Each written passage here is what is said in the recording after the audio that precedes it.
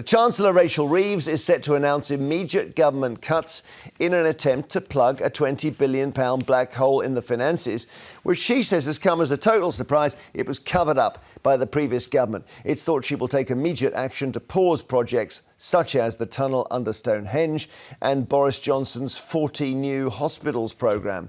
The former Chancellor, Jeremy Hunt, the Conservative, says the message was designed to con the British public so Labour can raise taxes. What do you think, Marina? I cannot believe the question is, did she know? Rather than, this is scandalous, that this is what the Conservatives left behind. This is their legacy. But she must have known that. Can we remember this as much as we remember the note that was left behind by the Labour Party many moons ago? Same tactic. I just hope that this sticks in people's memory, though I fear that it won't. Whether she knew or not, I genuinely don't understand. Salma will be in a much better position to understand the inner workings of government. I don't care whether she knew or not. And actually, if this is the grounds for which she says we need to look at raising taxes, do you know what? She's got levers to pull. And I don't want to scare anyone, because guess what? I don't want people to be squeezed when they're already squeezed. I'm not talking about you. I'm not talking even about the middle classes who are already very squeezed. I'm talking about going after the people who have got, huge wealth and taxing wealth more than we tax. There aren't very many of them, though. Oh, come on, Jeremy. Right, OK, there is, and this is an LSE study. I would, if I'm Rachel Reeves, straight away a one-off wealth tax. A one-off wealth tax. On people's jewellery and stuff, yeah? Nope. This is payable on all individual wealth above £2 million, charged at 1% a year for 5 years. That would raise £80 billion. 1% a year for 5 years. Right. What do you think? What about that, Salma? They're not going to miss it. That'd be a start. They're not going to miss it.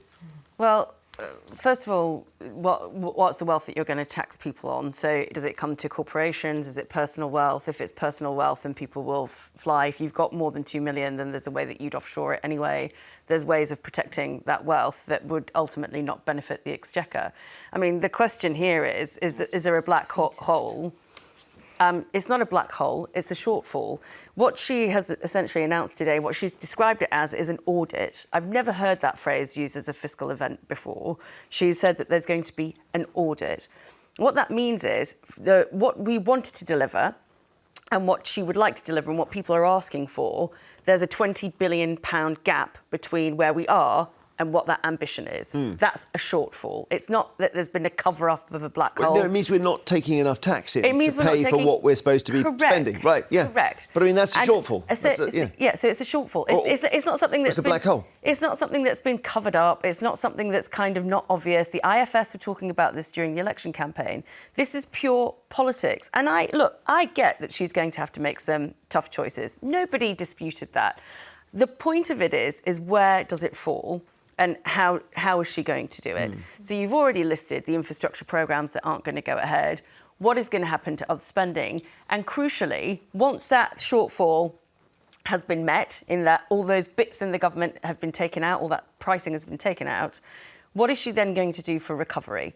What is she then going to do in order to increase spending and increase growth? Because the more you tax people and the more you tax corporations in particular, the less growth you have. So there is not going to be an easy solution to this, but sort of covering it up by saying, oh, I was lied to, I'm going to clutch my pearls and be totally shocked. Here we go. Actually, you're not shocked. We all knew that what the state of the public finances were. I think it's just a bit childish. I agree. I think the whole thing about it being covered up is neither here nor there. I don't think that's the thing that we should be really discussing. I think it's what are we going to do to... But if she knew about it, then her election promises were wrong, because there was £20 billion missing from the money they thought they had. So she said, well, we used the wrong figures for our election promises because the Conservatives lied. They hid it.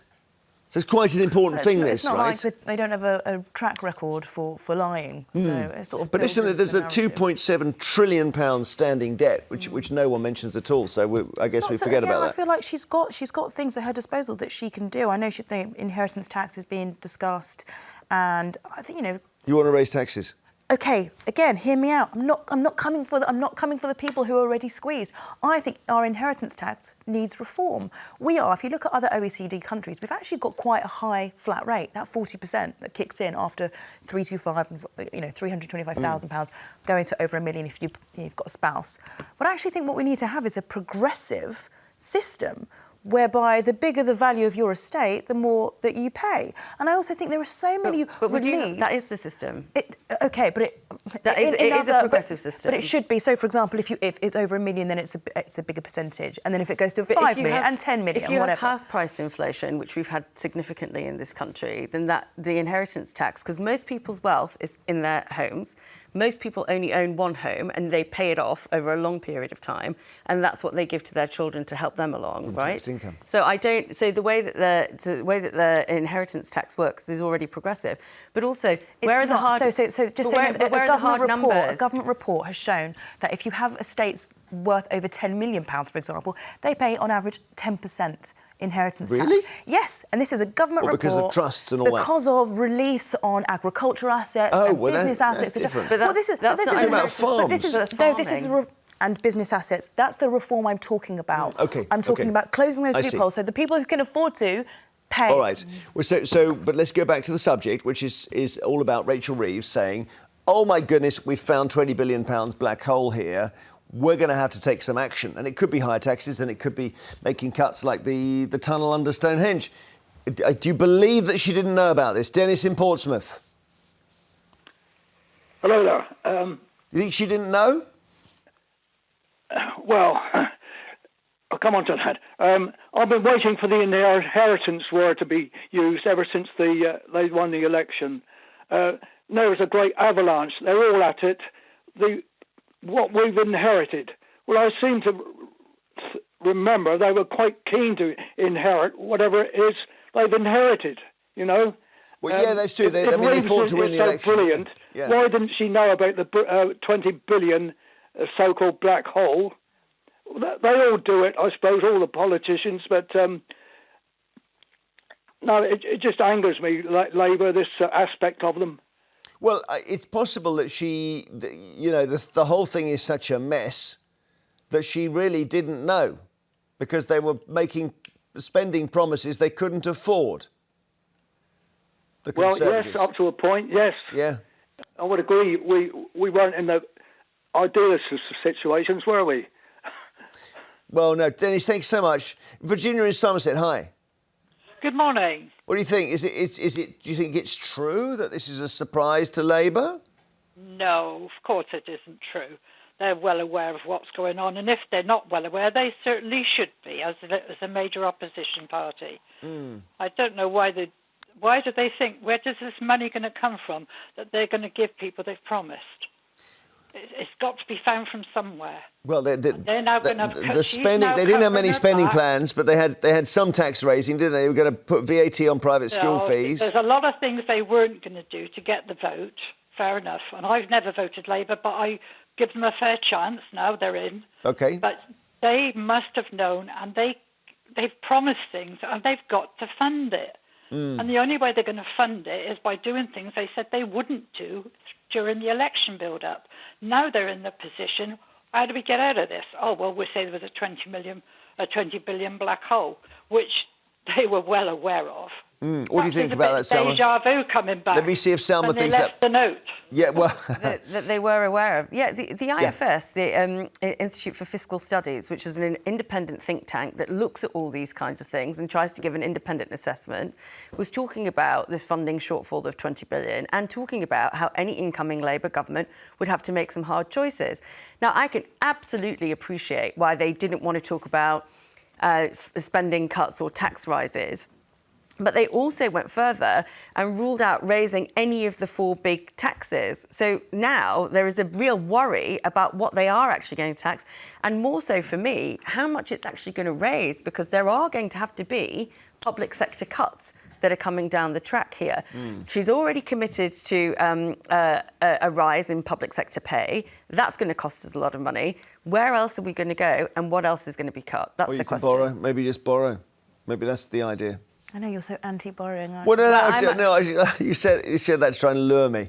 I'm not being drawn, Marina. You are very. I know what you're like. I didn't know, but it's because the eye-watering amount this country owes is now 2.7 trillion. Yeah. and if we ignore it, our kids are going to have to face it. Look, again, I'm not an economist, but surely we've had 14 years of government, I think, have been completely reckless with the public finances. And I think if you've got a Labour Party who actually did borrow, but it did go into infrastructure, it did go into healthcare, and all of these things do actually improve productivity in the long run, then is that not worth That was always doing? the previous government policy, and there was a cap set on the percentage of GDP for borrowing, which was at 3% to go into public allocation. So that's something that's... They oversaw austerity. They oversaw the decimation of public services. So austerity is about keeping the debt level under control. So as we say, if you're borrowing as a country, and now, because interest rates are historically high, we will be spending a lot on interest